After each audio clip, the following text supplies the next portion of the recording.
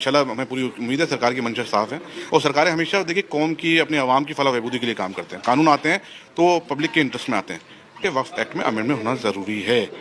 हम बात कर रहे हैं ऑल इंडिया सूफी सज्जानशीन काउंसिल के जो अध्यक्ष हैं सर, आपसे नसरुद्दीन चिश्ती सर, ये बताइए कि आप इस बिल का समर्थन कर रहे हैं क्योंकि आप दरगाहों को रिप्रेजेंट करते हैं।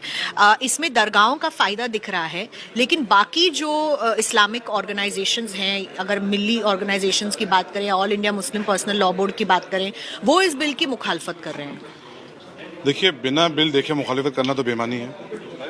आपने पढ़ा नहीं और आप कौम को गुमराह करेंगे, मुसलमानों के मामला में मुदाखलत है।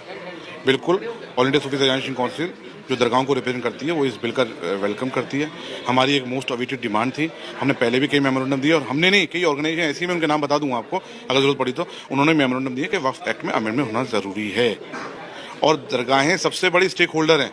कौन क्या कहता है ऑर्गेनाइजेशन मुझे नहीं मालूम, अगर आप सर्वे कराएंगे तो सबसे बड़े स्टेक होल्डर वक्फ के दरगाहें हैं इस देश की। ज़्यादातर प्रॉपर्टी बिलोंग टू दी दरगाह, और हमें मालूम है क्या दुश्वारी आती है एक्ट से, वक्फ एक्ट से क्या प्रॉब्लम आ रही है और वक्फ क्या कैसे बेजा इस्तेमाल किया, किस तरीके से परेशान किया, हम लोग विक्टिम है इसके। और हम सरकार जो इंशाल्लाह हमें पूरी उम्मीद है, सरकार की मंशा साफ है और सरकारें हमेशा देखिए कौम की अपने आवाम की फलाह बहबूदी के लिए काम करते हैं। कानून आते हैं तो पब्लिक के इंटरेस्ट में आते हैं।